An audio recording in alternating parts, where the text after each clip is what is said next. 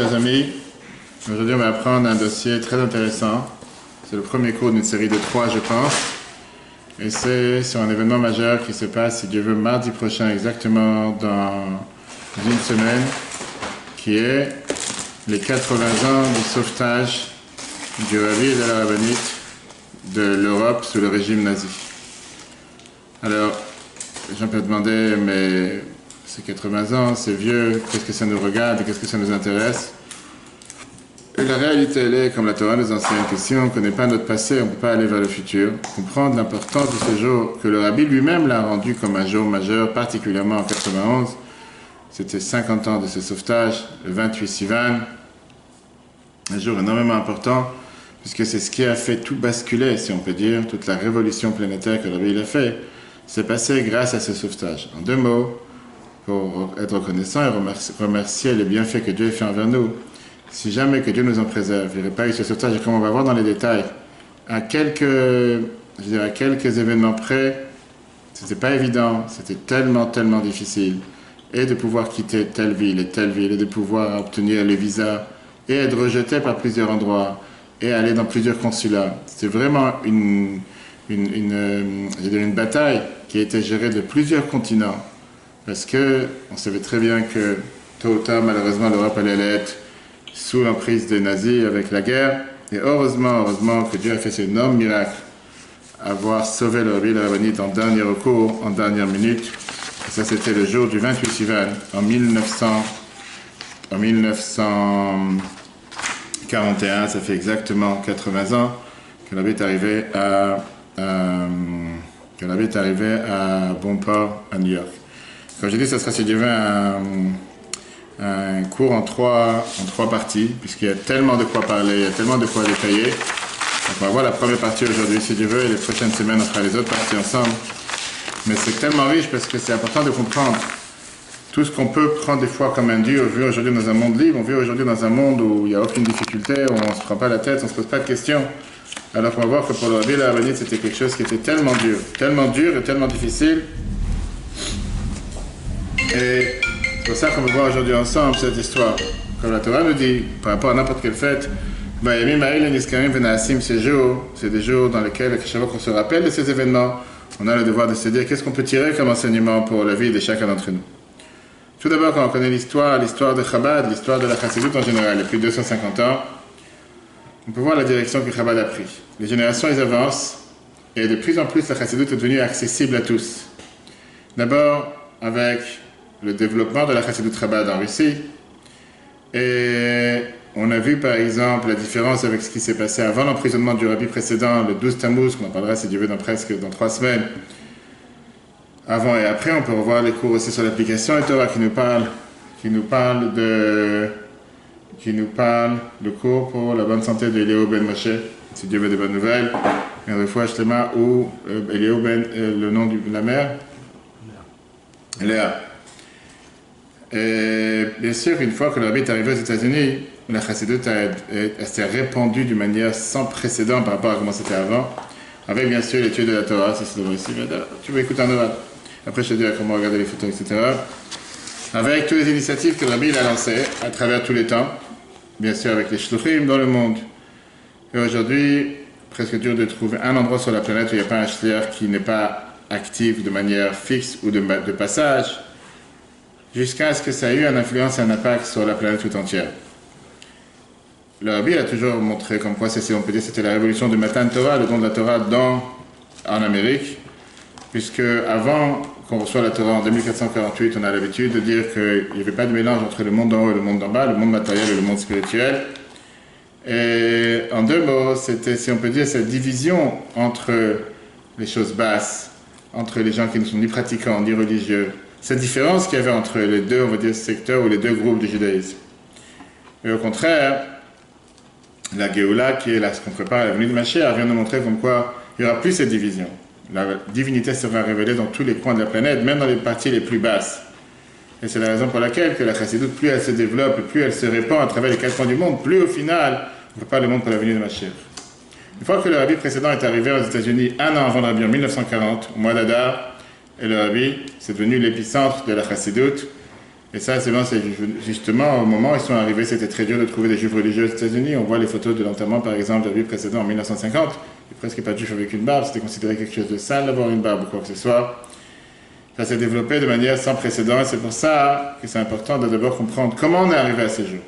Comment on est arrivé à cette révolution, par quoi elle a commencé, bien sûr, une fois que la vie est arrivée aux États-Unis. C'est pour ça qu'on va essayer de développer aujourd'hui l'histoire de Chafret Sivan, le 28 Sivan, qui est aussi le mot Koach, la force, qui est aujourd'hui, si Dieu veut, mardi prochain, exactement cette année, 80 ans.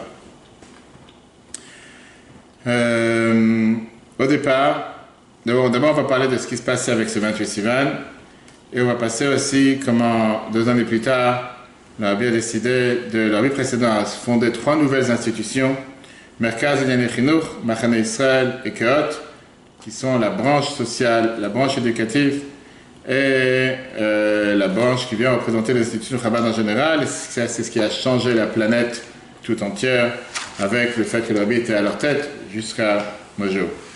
D'accord? Commençons d'abord avec étape par étape pour voir les efforts qui ont été faits, les efforts majeurs qui ont été faits pour essayer de sauver le Rabbi et la rabbinite de l'Europe sous le régime nazi. C'était un peu avant Rosh Hashanah 1940. L'armée militaire allemande a envahi la Pologne et la guerre mondiale a commencé. Fin de 1939. Bien sûr qu'il y a eu une énorme peine et une énorme douleur chez les Chassidim en Amérique, parce qu'ils ont compris que le Rabbi précédent qui vivait à l'époque à Otwock en Pologne était en péril, était en grand danger. Agudat Chassidei Chabad en Amérique, dirigé par Rabbi Israël Jacobson, que tu as ici en photo, et M. Sam Kramer, ils ont commencé à faire des efforts pour tout faire, pour faire sortir le Rabbi précédent qui avait énormément souffert déjà sous le régime de Staline, le sortir de la Pologne pour pouvoir l'amener aux États-Unis. Malheureusement, à cause de la guerre, on n'avait pas le moyen de communication et beaucoup d'informations qu'on avait besoin devaient passer par la chaîne européenne. Le Rabbi et la rabbinite, notre Rabbi avec la rabbinite Chaim Moshe qui habitait à l'époque à Paris, vivait à Paris, c'était pour l'instant un pays qui n'était pas sous la guerre, n'était pas encore vraiment mélangé dans la guerre. Et donc le Rabbi repassait l'information qu'il recevait de Pologne et il demandait aux Américains de tout faire de ce qui est dans leur pouvoir pour sauver le Rabbi précédent des mains des nazis. En attendant les différents permis, les différentes autorisations pour le Rabbi précédent, l'avocat qui était sur le dossier, Max Roth, on lui a demandé de voir en attendant qu'est-ce qui peut être fait pour le Rabbi et la rabbinite. Pourquoi? Parce que même si Paris n'était pas encore occupé par les Allemands, mais ils espéraient que le Rabbi pourrait aussi être sauvé rapidement et arriver facilement. Donc on voit dans la lettre qui est ici, comme quoi le Jacobson il écrit dans sa lettre que le Rabbi il pourrait utiliser ses uniques capacités d'organisation pour essayer d'aider, de sauver le Rabbi précédent. C'était le genre du Rabbi, et c'était surtout celui qui était son bras droit, qui l'avait aidé dans plusieurs missions depuis les derniers 20 ans, etc. La manière la plus simple à l'époque pour obtenir un visa pour les États-Unis, c'était de montrer, d'ailleurs c'est dur je crois jusqu'à nos jours, de montrer aux autorités que les réfugiés ne vont pas être un fardeau sur la société. Et c'est exactement ce qui se passe aussi aujourd'hui. Au mois de Kislev, au mois de décembre, les papiers, ce qu'on appelle les affidavits, ont été envoyés au Rabbi, déclarant qu'il était un ingénieur qualifié, qui pourrait lui-même être, venir s'occuper de ses propres besoins en les agissant. Il ne sera pas un fardeau sur la société, il ne devra pas dépendre des aides du gouvernement, etc. Avec un tel papier, pour pouvoir demander un visa d'immigration au consulat de Paris, le consulat américain, c'était quelque chose qui aurait dû être simple. Ces applications, en général, ça prenait environ 6 mois pour les procéder, pour les mettre en place. Et on a fait des efforts pour essayer de faire le processus beaucoup plus rapide. Néanmoins, ces efforts n'ont pas réussi. Quelque temps plus tard, le groupe a reconnu que le Rabbi précédent et sa famille, peut-être qu'ils peuvent avoir maintenant un visa particulier, rien à voir avec ce qu'on vient de voir. Et c'était ce qu'on appelle un visa de non-quota, de mots qui est réparti de la norme, hors norme. Il y avait une certaine quantité de visas qui pouvaient être obtenus. Et qu'en 2 mots, c'était des visas qui auraient pu leur donner la possibilité de sauter la queue, de sauter tout ce qui sont les moyens normaux, de demander au State Department, au département d'État, basé sur le fait que leur vie précédente était une personne vitale pour tout ce qui est le peuple juif, vu tout ce qu'il avait fait pour se battre contre le communisme en Russie, avec le réseau de plus de 600 écoles souterraines malgré que les communistes avaient tout fermé, fermé des mikvot, fermé des synagogues, fermé une école et rouvrir une autre. Dans cette application-là, le rabbi a été décrit comme celui qui s'occupait de toutes les opérations de Chabad, le plus important, comme une personne avec un niveau intellectuel un des plus élevés qui sera un contributeur majeur pour tout ce qui est la pensée juive et le développement du judaïsme. Néanmoins, puisque le rabbi avait déjà demandé d'avoir un visa dans lequel son document a été enregistré comme un ingénieur, donc les avocats ils ont décidé que c'était mieux de laisser le rabbi et la rabbinite en dehors de cette nouvelle processus qui était de demander un visa hors quota. Pas commencer à faire des troubles qu'ils ont dit mais je ne comprends pas, c'est un ingénieur, c'est pas un ingénieur. Et deuxièmement, puisque le rabbi et la rabbinite étaient à Paris, ils n'étaient pas sous l'occupation nazie. Et donc ils n'étaient pas totalement en danger immédiat. Et donc, pour l'instant, on n'a pas inclus dans la demande originale le nom du rabbi et de la rabbinite. Avec une chaîne sans fin de miracles, les efforts pour libérer, pour sauver le rabbi précédent ont réussi à apporter leurs fruits. Et il a voyagé avec sa famille de Pologne par Berlin, arrivé à Riga, en Lituanie, le 5 Tevet. C'est avéré après, comme aussi le jour de victoire du rabbi en 87. Après 3 mois d'attente de recevoir des visas d'entrée aux États-Unis, ils ont finalement réussi à monter sur le bateau SS Drontingham pour traverser l'Atlantique et ils sont arrivés aux États-Unis le 9 Adar 1940, 5700. Bien sûr, il était avec toute sa famille, sauf le rabbi et la rabbinite qui étaient à Paris. Depuis ce jour-là, maintenant c'est le rabbi précédent des États-Unis qui fait tous les efforts pour faire venir le rabbi et la rabbinite de France, inclut la jeune sœur de la rabbinite Sheina, et son mari, Mendel Arenstein, qui étaient eux encore bloqués en Pologne. Malheureusement, tragiquement, eux sont restés en Pologne, et finalement, ils ont été tués à Treblinka, avec beaucoup d'autres juifs, par les nazis. La rabbinite Sheina, la sœur de la rabbinite Chaimushka, a été tuée le 2e jour de Rosh Hashanah, et son mari, Mendel Arenstein, le 25 Rejvan en 1942. Puisque le rabbi précédent avait réussi d'obtenir ce visa de non-quota, le thème qui s'occupait pour pouvoir les sauver, maintenant a essayé d'obtenir le même visa pour le rabbi et la rabbinite.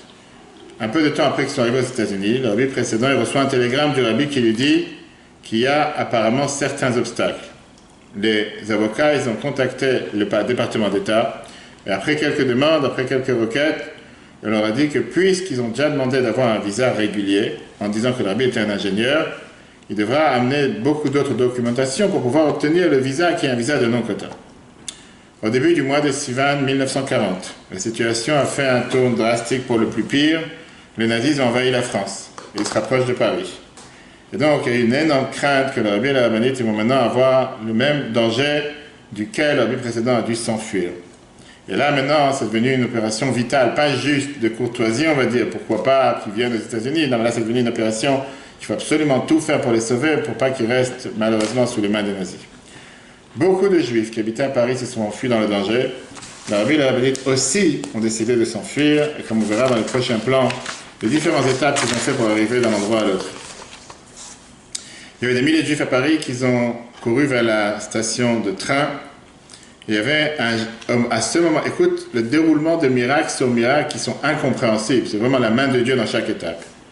Alors que tu as des milliers de Juifs qui courent vers la station de train, il y a un général de l'armée française qui offre au rabbi sa maison de vacances dans les montagnes, on va dire dans les banlieues lointaines de Paris, pour se cacher. Le rabbi il a rejeté la proposition de ce commandant et à la place, il a décidé de s'enfuir vers l'ouest du pays, la ville de Vichy, qui était très très loin à l'époque des activités nazies. La rabbinite après elle raconte comme quoi la station de train était tellement pleine et qu'il n'y avait même pas un moyen de trouver une place dans un train, à tel point que tout le monde essayait de s'enfuir, d'aller dans d'autres destinations. Il y avait à ce moment-là un officier haut gradé, peut-être le même général, qui l'offrait, donnait la possibilité d'utiliser ses connexions pour pouvoir obtenir des billets de train. Et c'était quelque chose qui était très très dur à obtenir parce que tout le monde voulait prendre le train. Et quand Shavuot est arrivé, à ce moment-là, ils ont réussi à s'enfuir de Paris. Donc c'était grâce à ce général qui a offert de ses propres billets de train. Donc il a offert ses connexions pour pouvoir leur obtenir des billets de train. Avant de partir, le rabbi a parlé aux Juifs de la ville. en les encourageant de rester forts dans le judaïsme, même s'il y avait maintenant des grandes épreuves, des grandes difficultés. Et pour ceux qui écoutaient, ils savaient que ce n'était pas juste des simples paroles. Parce que l'auto-sacrifice du Rabbi, le Messirut Nefesh, le don de soi du Rabbi, je sais pas, le plus petit détail de la halakha quand il était à Paris, et la manière comment il ne se rabaissait jamais devant rien pour pouvoir faire le judaïsme avec la meilleure manière, c'était connu devant tous.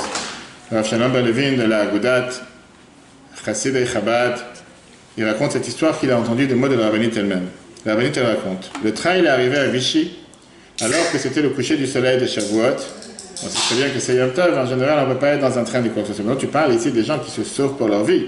Pas ici des gens qui sont partis en vacances pour aller se bronzer sur les plages. Donc le rabbi a demandé à un carrossier à l'époque, qui avait une carrosse avec un cheval, de transporter les valises des Kitveyad, des écrits chassidiques, des rabbins précédents et d'autres documents importants, puisqu'il a dit qu'il ne pouvait pas partir, il ne pouvait pas voyager, il ne pouvait pas marcher avec ces documents, avec ces valises. Mais le rabbi a décidé de marcher à côté de ce carrosse qui portait les documents, qui était un non-juif, pour s'assurer que voilà, ils ne vont pas être perdus ni quoi que ce soit. Maintenant, c'était quelque chose, comme j'ai dit tout à l'heure, si tu demandes à l'Acha, en Shulchan Aruch, code de loi juif, il n'y a même pas de doute que n'importe quelle personne a le droit de faire ce qu'il veut, on parle ici de sauver des vies, etc. Mais le rabbi a insisté de marcher. Pourquoi? Parce qu'il dit, je suis déjà arrivé à Vichy, j'ai plus besoin maintenant de commencer à monter sur un carrosse ou quoi que ce soit. Comment il était pointilleux dans la l'Acha. Des années plus tard, c'était avec ces Ktitveyat, ces manuscrits qui ont été sauvés, que le rabbi a imprimé la Chassidut en Amérique. Et c'était à un moment où la grande librairie, la majorité des documents qui appartenaient au rabbi précédent étaient encore bloqués en Pologne. Donc c'était grâce à ça qu'on a commencé à publier la Chassidut en Russie, grâce à ce que le rabbi l'a sauvé, encore une fois, sous le régime nazi qui avait déjà envahi la France. Tu as ici les photos avec pas mal de livres que le rabbi avait sauvés, etc. À Vichy, ils se sont installés pour pouvoir commencer à recevoir les visas. Madame Karlebach, Hadassah Karlebach raconte, la rabbinite, une fois, elle m'a dit que même si dans sa vie, plusieurs fois, elle a dû s'enfuir d'un endroit à un autre endroit, elle et le rabbi, ils vivaient sur des valises. Néanmoins, elle s'est toujours arrangée pour que les valises, d'une manière qu'ils aient au moins un certain sentiment d'être comme s'ils sont dans une maison en train de vivre convenablement, même s'ils vivaient malheureusement comme des réfugiés qui s'enfuyaient d'un endroit à l'autre. Le rabbi et la rabbinite, ils sont restés à Vichy, et ça a duré jusqu'à la fin du mois de Tammuz, en général juillet, qui se rappelle par tous les juifs qui étaient à l'époque à Vichy, qui ont vu la présence du rabbi et de la rabbinite, qui encore une fois n'était connu que par le fait qu'il était le genre du rabbi précédent. Une personne se rappelle comment sa mère est partie avec la rabbinite pour voir comment on traitait les vaches pour prendre du lait Chalav Israël, et comment son père, il est venu un jour pour dire une parole de Torah, un discours qu'il venait d'entendre du genre du rabbi en parlant de notre rabbi. Pendant qu'ils étaient à Vichy, le rabbi a écrit 6 grands, si on peut dire, articles dans les Reshimot, dans les écrits qu'on a trouvés après, que le rabbi nous a quittés matériellement le 3 Tammuz. C'était des écrits dans les choses les plus profondes de la Torah. Et encore une fois, il n'y avait pas à l'époque le Rav Google, pas chercher dans tout ce qui sont les encyclopédies qu'on a aujourd'hui sur les bouts des doigts pour préparer un cours ou une conférence. Ça, c'était de tête. Cette semaine a été découvert encore une fois le dernier écrit que le rabbi a écrit sur la terre européenne à Lisbonne, le 16 Sivan 1941, avant de prendre le bateau de Portugal pour aller en Amérique. Quand tu vois, j'apprenais ça avec les enfants aujourd'hui, quand tu vois les sources que le rabbi mentionne, tu dis, il n'y a pas de livre chercher tout de tête, c'est juste, alors ça c'est le rabbi, mais c'est juste toujours intéressant et impressionnant. C'était écrit de manière très très petite, mais parce qu'il n'y avait pas assez de papier. Une de les Shimot, c'est sur le sujet de Arba Tzrichim Leodot, qui sont les 4 qui doivent dire merci Dieu qu'on fait à Gomel, qu'on a des miracles. Je parle maintenant que les bombes sont en train de tomber, que les nazis sont déjà sur la terre. Mais ça, c'est où la tête du rabbi se trouvait, l'obligation de dire à Gomel qu'on est sauvé d'un danger. Ironiquement parlant, le rabbi ne voulait pas pouvoir dire sa bénédiction encore un an, tout le temps qu'il n'a pas été sauvé. Pour l'instant, il n'a pas été sauvé, il est juste à peine arrivé à Vichy.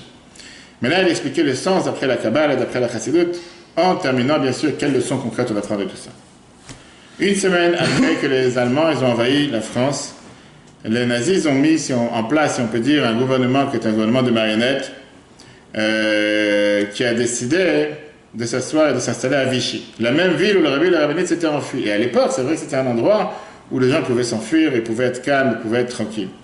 Le temps avance, c'est devenu clair pour la population juive de Vichy, pour le gouvernement de Vichy, que c'était un gouvernement qui était aussi antisémite que les nazis. Et le rabbi et la rabbinite, ils avaient décidé de s'enfuir encore plus vers l'ouest, qui était maintenant la ville de Nice. À Nice, on a commencé à reprendre en main le dossier des visas. Dans un télégramme qui est arrivé au département d'État, ils ont été informés que le consulat planifiait de donner des visas de non-quota, des visas hors normes, pour les États-Unis, mais que le rabbi et la rabbinite avaient encore des difficultés d'obtenir un visa de sortie de France. C'était presque comme le corona, où on te demande qu'est-ce qui est un motif impérieux.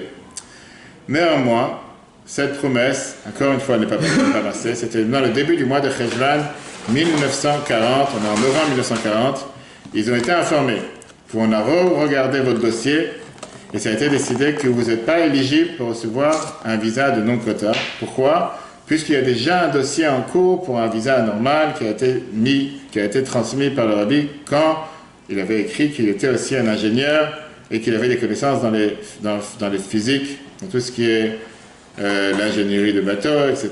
Et donc, c'était pas du tout écrit que c'était un rabbin. Donc, tout d'un coup, tu ne peux pas commencer à changer en disant que c'est un rabbin. Pour te montrer comment la bureaucratie française et américaine fait énormément de soucis. Les gens ils pensent que ça commence aujourd'hui, tu vas voir la suite. Mais avec ça, il y avait, si on peut dire, une faille dans l'application. Parce que pour eux, ils se sont dit, si c'est comme ça, tu danses au de mariage. Et donc, ils ont refusé de même donner un visa tout court. Pas seulement le visa de non-quota, même un visa normal.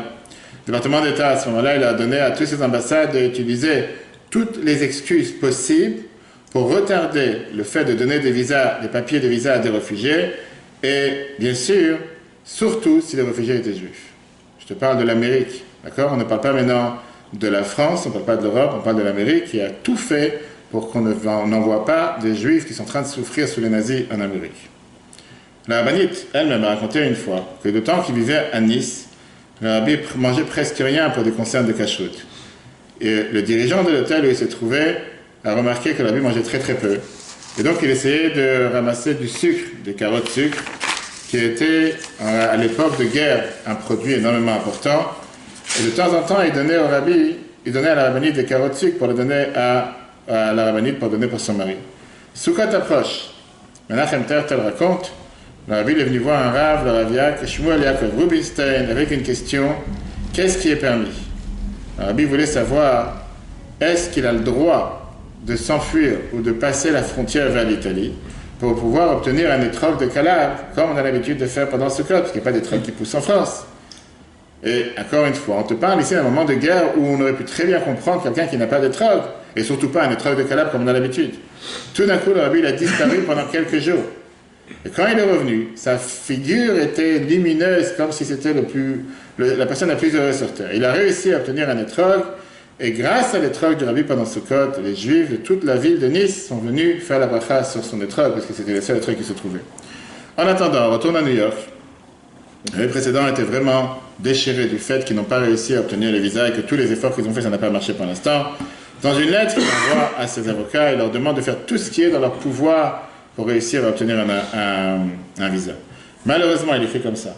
De toutes les assurances et de tout ce qu'on nous a promis, et parmi tout ce qu'on a parlé avec qui que ce soit, et tout ce qu'on vous a dit, rien n'a été obtenu. Je suis vraiment déchiré et je suis vraiment peiné. Comme ça, le précédent termine sa lettre. Dans une autre lettre aux avocats, le précédent il écrit que Dieu vous aide à avoir une délivrance, que notre fille et gendre puissent rapidement et de manière réussie physiquement et spirituellement à venir ici. La difficulté qui se prouve et qui est dans nos mains, c'est que ça fait déjà plusieurs mois qu'on leur a promis qu'on allait leur donner un visa au rabbi qui était à l'époque appelé le Ramash, Menachem Schneerson et sa femme, et malheureusement, il ne l'a toujours pas obtenu. Et comme ça, le rabbi précédent écrit ça dans une autre lettre. Un des avocats, Asher Rabinovitz, est venu spécialement de Washington à New York pour rapporter au rabbi précédent tous ses efforts. Le lendemain, le rabbi précédent, il dit que j'ai peur que mes craintes, c'est des craintes qui sont réelles et c'est pas juste des craintes parce que j'ai des craintes en tant que beau-père, mais malheureusement, je pense qu'on n'a pas de fruits. Finalement, Tevet, par les 6 décembre, janvier, le cas du rabbi a été tombé dans les mains de l'HIAS, qui était le bureau de société d'aide pour les immigrations des Juifs, des Hébreux. Et eux, ils ont proposé que le rabbi demande un visa normal comme un réfugié russe, à la place de demander un visa de non-quota comme un rabbin. Ils ont proposé que le rabbi la rabbinite, il vienne remplir un dossier au consulat américain à Marseille avec les documents qu'ils ont déjà envoyés en février. Le rabbi a voyagé la distance entre Nice et Marseille, 100 miles, c'est-à-dire environ 160 km, un peu plus, où éventuellement il aurait pu obtenir le visa. Maintenant, le chef du consul à Nice était un antisémite notoire, alors que le responsable du consul américain à Marseille était quelqu'un qui s'inquiétait pour le bien-être des Juifs. Et ça, c'est peut-être la raison que tout a commencé à basculer, à changer pour le bien. Les efforts, ils ont pris du temps, mais finalement, fin de l'hiver 1941, les fruits sont arrivés le jour de Purim. La vie précédente, il reçoit le télégramme dans lequel c'est écrit « Monsieur Schneerson va recevoir, même Schneerson, pardon, le rabbi, va recevoir un visa le 17 avril 1941. Le même bureau IAS de New York va envoyer un télégramme avec les détails. Ça, c'est le bureau de Marseille. 10 jours plus tard, la rabbinite, elle écrit une lettre à son père dans laquelle elle réassure qu'on leur a promis de recevoir un visa et que donc, ils vont finalement pouvoir obtenir le visa, ils vont pouvoir continuer dans leur route et pouvoir surtout continuer les autres démarches pour pouvoir faire aboutir à ce qui doit arriver. Le 20 Nissan 1941, en plein Pessah, les visas finalement sont arrivés. Un énorme obstacle pour le rabbi et la rabbinite, pour leur sauvetage, a maintenant été surmonté. Mais si tu penses que c'est fini, les soucis n'ont fait que commencer. Parce qu'une fois qu'ils ont reçu les visas pour l'Amérique, ce n'était pas suffisant. Le dernier obstacle, c'était d'avoir un transit visa, un visa de transit, pour aller par Portugal, qui était un corps neutre. Et après, il fallait obtenir aussi des billets de bateau pour pouvoir arriver aux États-Unis. Avec les efforts de la vie précédente, on a réussi à les obtenir. Et le rabbi et la rabbinite, ils sont arrivés à Lisbonne, Portugal, en préparant pour le voyage. En attendant, pour ce qui allait être l'un des derniers voyages, ou surtout sur l'un des derniers bateaux qui partaient l'Europe, à la dernière minute, ils reçoivent un télégramme des États-Unis de la vie précédente, on avait la copie plus tôt, qui leur dit que surtout pas qu'ils montent sur le bateau. Je te dis maintenant que c'était un des derniers bateaux qui quittait l'Europe. L'Europe, une partie de l'Europe était en train de bombarder sous les nazis. Qui est une personne normale, il cherche tout pour faire pour s'enfuir. Et là, le président qui à la dernière minute le prévient de ne monter surtout pas sur ce bateau, bien sûr, c'est d'abord le rabbi, c'est aussi le beau-père, ils suivent les instructions du rabbi précédent. Et sans raison. Et après, sans raison. Et après, a été découvert que tout ce bateau de réfugiés a été capturé par les Italiens. Et il y avait beaucoup de pays européens qui travaillaient pour les Allemands. Maintenant, ils devaient obtenir encore des billets pour le prochain bateau. C'est quand tu rates l'avion, mais là, c'était pas un avion tous les 2 heures avec Air France. Et là, il y avait le Rav Mordechai Bistritzky, dont aujourd'hui son arrière-petit-fils est le Rav de Tzfat, un ami de ma classe, qui est venu pour les sauver. Son fils, Leibel Bistritzky, qui a construit la Hatzalah, qui sont premiers secours à New York, il raconte « Mon père voulait amener mes grands-parents d'Anvers en Amérique, mais il devait avoir des visas de transit d'aller de France pour le bateau, et ils n'ont pas réussi à obtenir ce transit visa. Mon père savait que le rabbi et la rabbinite étaient bloqués au Portugal, et ils avaient besoin des mêmes billets de bateau. Donc il est parti chez le rabbi précédent, et il lui a dit qu'il était prêt à donner les billets qu'il avait pour ses parents, pour les offrir au rabbi et la rabbinite.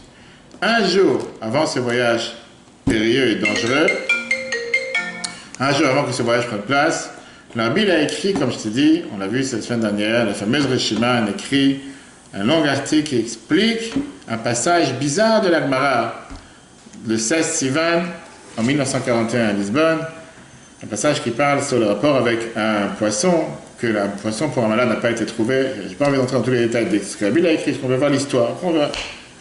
Le 17 Sivan, qui était exactement comme la semaine dernière, pourquoi j'ai dit la semaine dernière? Oui, la semaine dernière, le rabbi et la rabbinite sont montés sur le bateau Sapa Pinta, que tu as la photo en bas, de Lisbonne à New York. Le voyage était un voyage énormément dangereux, parce que tu avais des sous-marins allemands qui patrouillaient tout, qui dirigeaient tous les eaux territoriales européens.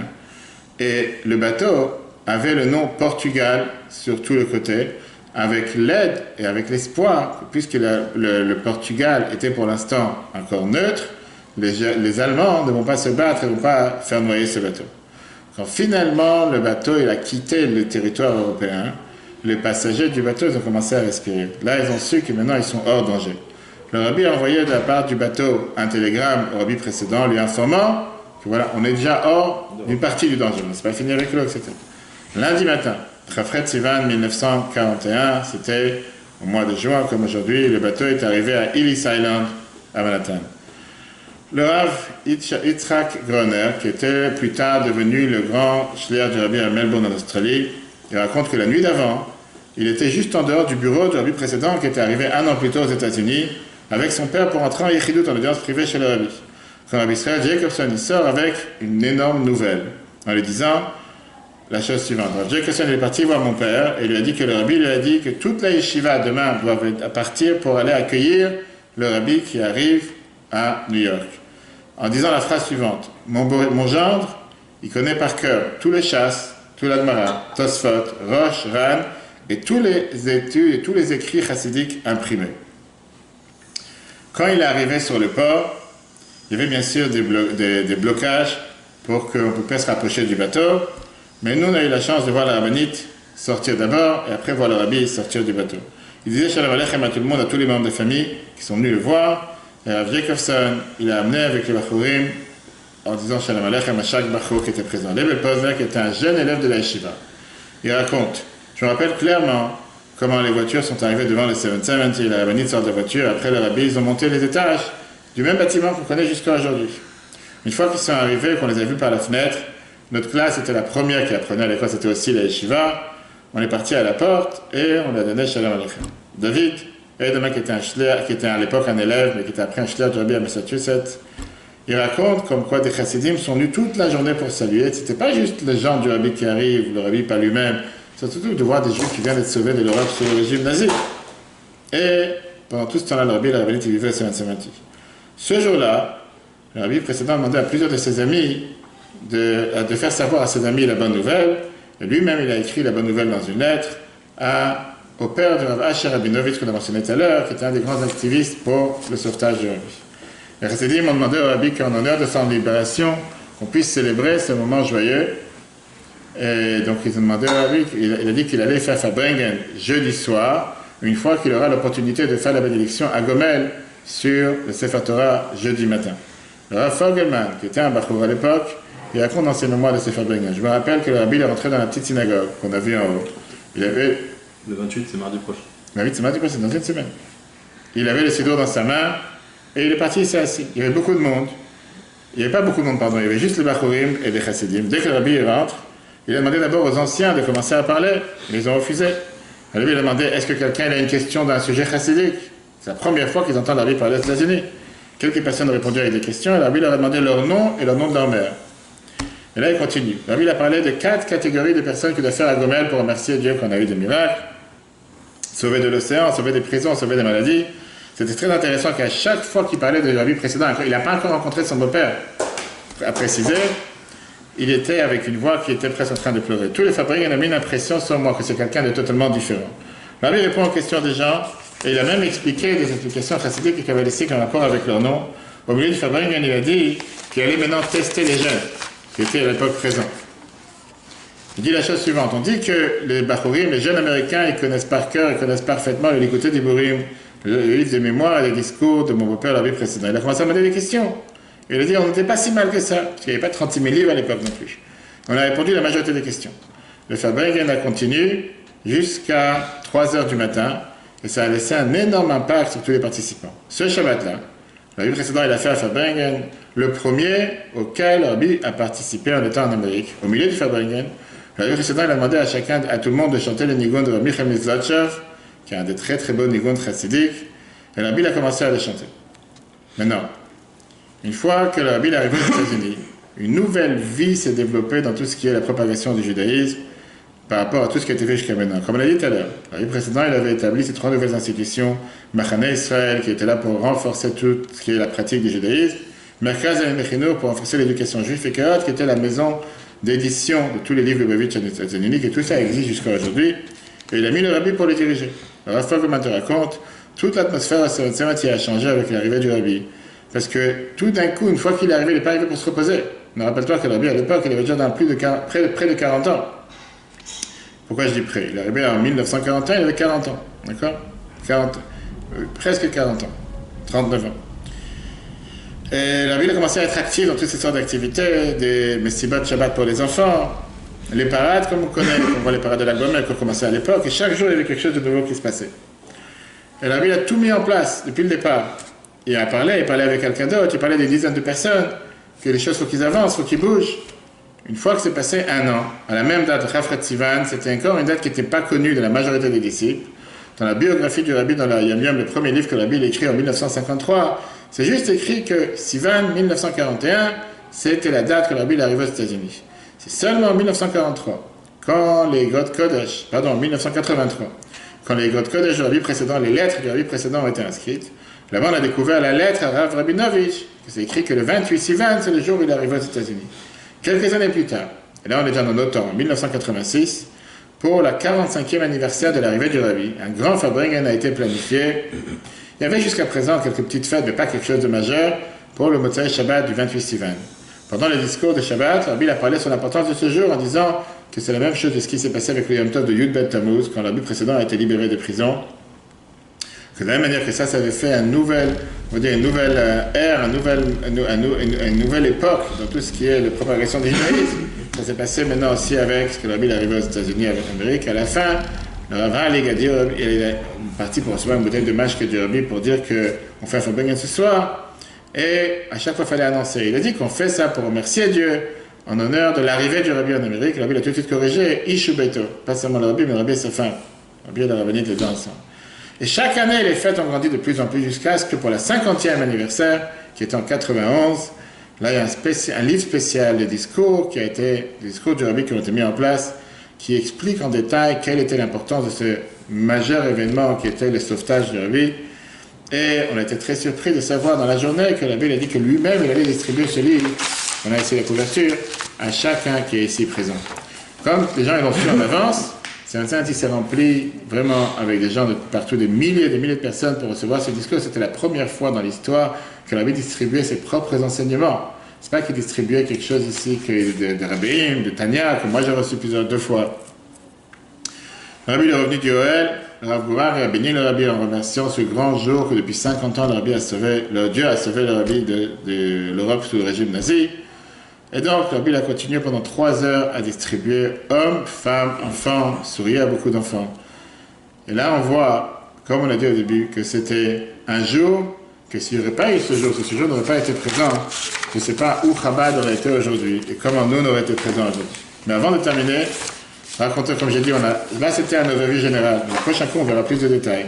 Je voulais qu'on voit aujourd'hui ensemble un des miracles majeurs de ce qui s'est passé sur le bateau. Qu'est-ce qui s'est passé sur ce bateau? Le Sapa Pinto, que tu as ici, c'est à l'arrière, c'était un des seuls bateaux, ici, ouais. C'était un des seuls bateaux, ici. C'était un des seuls bateaux qui a été, si on peut dire, mis en place par le Joint, qui était ce groupe, cette organisation juive en 1939, pour venir des réfugiés juifs aux États-Unis. Et ce bateau a fait plusieurs allers-retours entre l'Amérique et les États-Unis. Et le dernier, c'était en 1944. La majorité des passagers, ils avaient déjà des visas pour entrer en Amérique, ils avaient déjà payé leur billet pour traverser l'Atlantique de Lisbonne, la capitale du Portugal, par l'Amérique.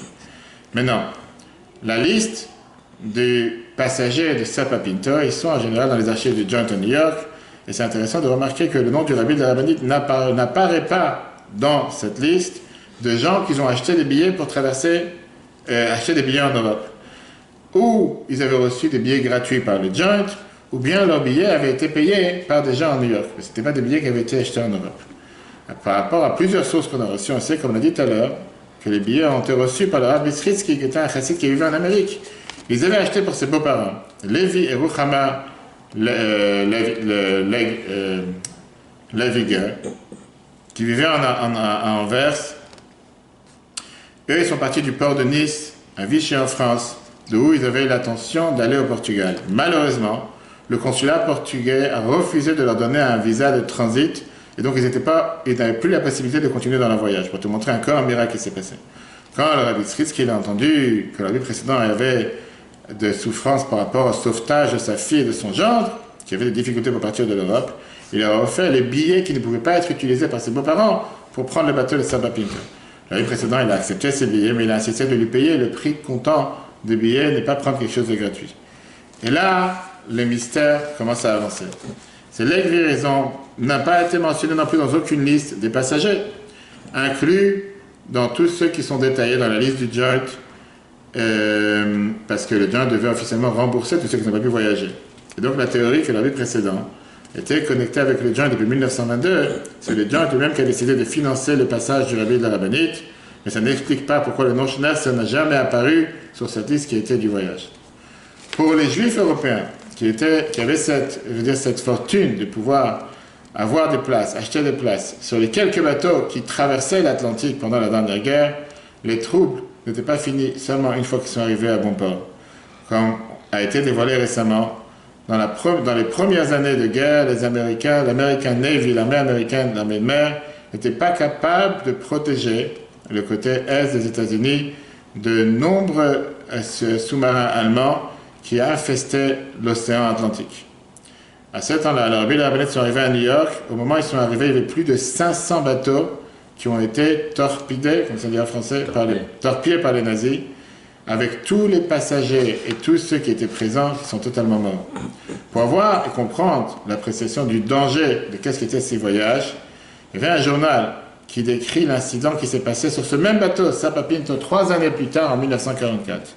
Voilà ce qu'il raconte. Cette semaine, un sous-marin allemand a bloqué le passage du bateau qui était plein de réfugiés qui allaient vers la Philadelphie. Les Allemands ils ont arrêté 2 citoyens américains et ils ont menacé de faire couler le bateau. 2 adultes et un enfant sont morts à cause de cette confusion. Les instructions ont été reçues de Berlin finalement de laisser passer le bateau continuer son voyage. Dans le mot d'un des officiers de la navale américaine, il raconte à ce point-là, le bateau avait sur son port 230 passagers, 155 réfugiés. La majorité était en route vers le Canada. Le voyage avait été organisé par le Joint en Amérique. La première mission de sauvetage du Sapa Pinto 41, c'était parmi lesquels leur livre rabbinique, il était parmi leurs passagers, avait amené 600 réfugiés à New York. Pendant le voyage, la navale british, l'armée de mer anglaise, avait forcé le bateau de s'arrêter pendant 3 jours pour chercher s'il n'y a pas des citoyens allemands à l'intérieur. Encore une fois, c'est pas une fois qu'ils sont montés sur le bateau, ils sont tranquilles, ils peuvent boire une bière. Chaque jour, c'était va savoir ce qui peut nous arriver par au-dessus comme par en dessous. Quand le bateau s'est arrivé à bord, les préparations ont été faites pour accueillir le rabbi et la rabbinite. Et comme je dis, la situation de santé qui était très très critique, le rabbi précédent ne l'a pas permis de venir lui-même au port. C'est pour ça qu'il a décidé d'envoyer 4 des plus grands rabbins de Lubavitch de la communauté de représenter, le Rav Jacobson, le Rav Levitin, Eli Simpson et Kazanowski. La nuit d'avant, comme on l'a vu tout à l'heure, le précédent il leur a dit, je vous nomme comme mes émissaires pour pouvoir venir et accueillir mon gendre. Pourquoi? Parce que je voulais que vous sachiez qui c'est que vous allez accueillir. Comme on a vu tout à l'heure, il fait Tikkun Chatzot chaque nuit. Il est familier, il connaît par cœur de mémoire tout le Talmud Bavli avec les explications du Ran, du Rosh, le Rif, Talmud Yerushalmi, les commentaires, le Rambam, le Côté Torah, etc. Après, c'est ce qui s'est passé en 1944, par peur que les bateaux de réfugiés vont être torpillés par les Allemands, les sous-marins allemands, le Joint a été obligé d'arrêter ses opérations de sauvetage. Voilà une goutte de ce qui s'est passé avec le sauvetage de la ville de la Rabbinite ce jour. Mardi prochain, en fait, c'est 80 ans. Comme j'ai dit tout à l'heure, c'est un jour d'énorme reconnaissance. On doit être reconnaissant à Dieu et remercier pour ces miracles. Qui peut imaginer qu'est-ce que le monde juif aurait eu l'air si ce jour n'aurait pas pris? Et avec ça, on a sauté des centaines de miracles. On va voir ces procédures dans les prochains cours. Chaque étape de cette générale français qui était à la gare, qui leur a donné des billets de train pour qu'ils puissent prendre le train pour partir à Vichy. Combien on voit que la main de Dieu était dirigée pour les amener, malgré toutes les difficultés, malgré qu'à Vichy, ils se sont battus pas comme il fallait, malgré qu'à Nice, le chef du consul était antisémite, il fallait trouver par Marseille. C'était vraiment chaque jour une autre guerre. Au final, malheureusement, les beaux-frères et la rabbinite Chena ont été tués à Treblinka. Son frère du rabbi a été tué, Dovber, en Ukraine. Lui, il a réussi à être sauvé. Il y avait une raison pourquoi Dieu voulait que ça se passe. Et voilà les résultats aujourd'hui. Le cours sera en replay sur l'application eTorah, eTorah sur Google et Apple. Très bonne journée à tous et si Dieu veut, à la semaine prochaine.